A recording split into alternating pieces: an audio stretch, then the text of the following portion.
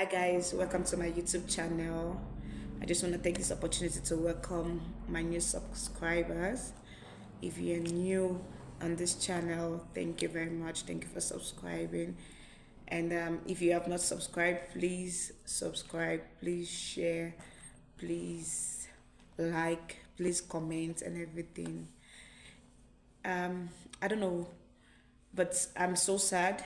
My eyes are so heavy from crying and everything. And today I just want to talk about life. like life, like how do you survive in this life? Because this life is so tiring.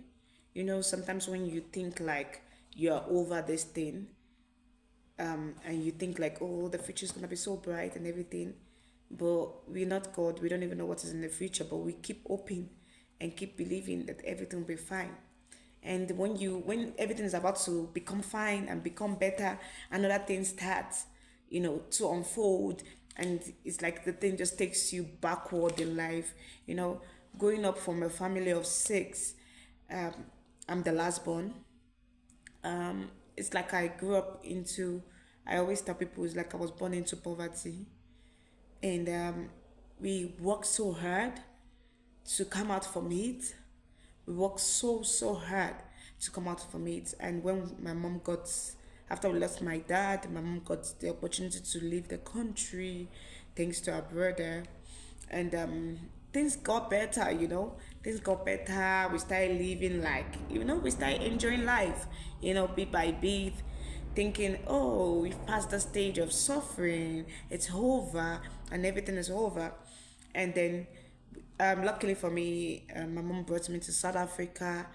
Another rejoicing. I was so happy, and things went well. Yeah, went well.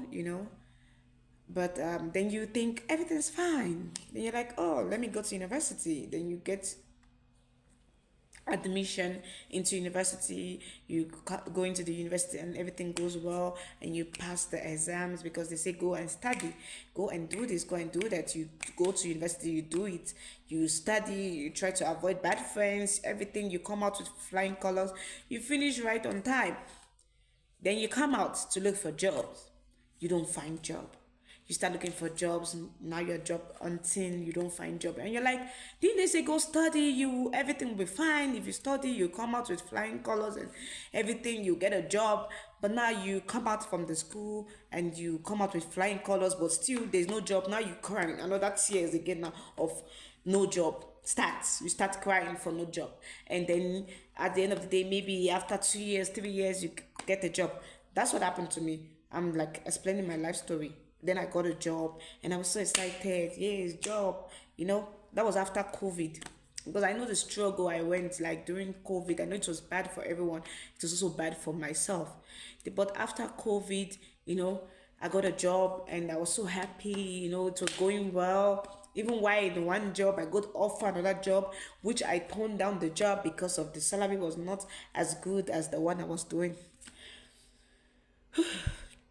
Nice.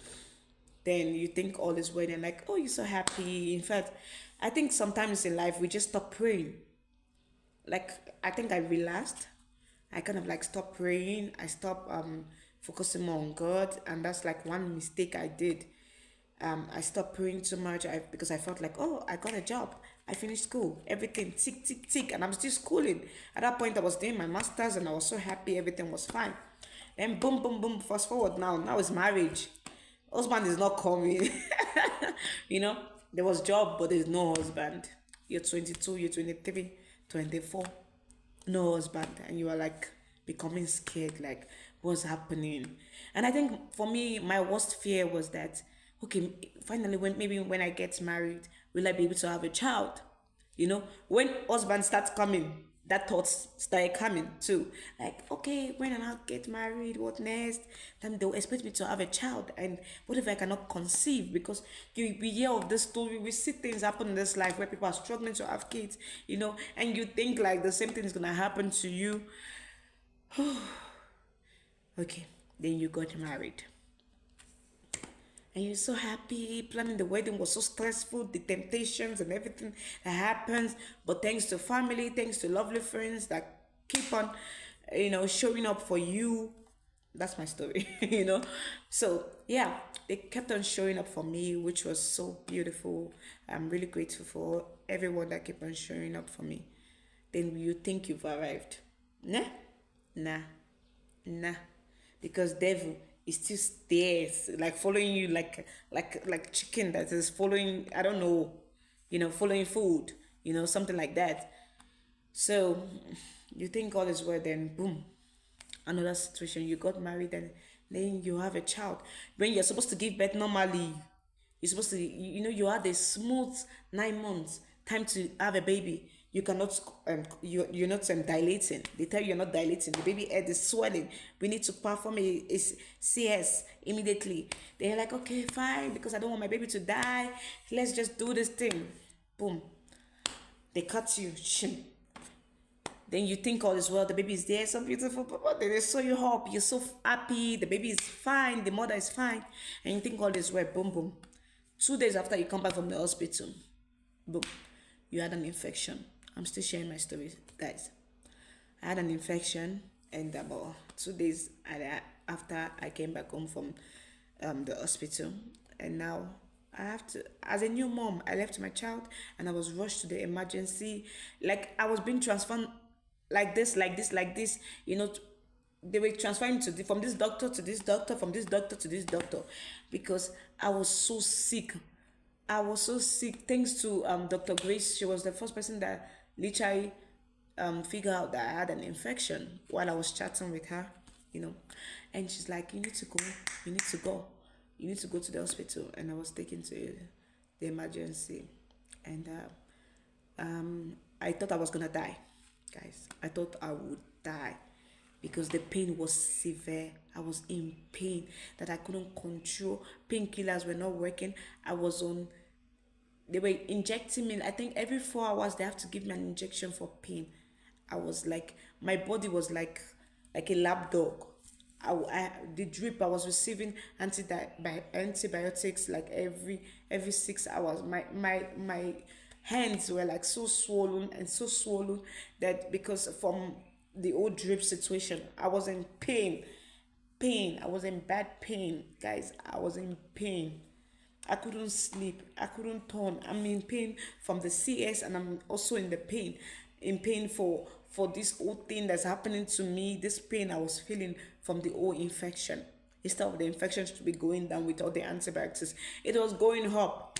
Thanks to my husband, thanks to having doctor friends, thank God that my husband has like an idea of medicine, and he knows more about medicine, and he's a doctor in his own field, you know. Just like, guys, what will I have done with myself, guys? I mean, I thought it would end there. Okay, after 6 days, I came back. I came back home to see my baby. My baby was drinking milk instead of breastfeeding. Imagine, I was pumping a lot of breast milk, but my child could not drink those breast milk. They had to stop me from lactating because of it was making me more sick. So they had to stop me from lactating. Imagine, they gave me two tiny pills to stop lactating, and my breast just dried up. Pew. And then, and I was, the only thing I was asking God while I was in the hospital was, God, please, I want to see my baby. I want to celebrate Easter with my family. And God answered my prayer. I was joining pastor. I joined so many prayers. Like my friends were praying, my sisters were praying, my family were praying, my husband was there every day holding my hand. And I can't even take that for granted. Like the love my husband showed me during those past, that whole the whole process of having baby, giving birth, and even the whole infection issue and everything. My husband stood with me. He was there for me, and I'm really, really grateful for the kind of man I got married to. Okay, guys. The video is getting so long. I don't want to make the video so long, so I will do a part 2 and post a part 2. Thank you guys for watching. I really appreciate. Please, if you have not subscribed, please subscribe to my YouTube channel. Please, I'm begging you. Please comment. Let's have engagement. Like, share to your friends to subscribe. Share to your friends, please, please. Thank you. I love you guys. Thank you.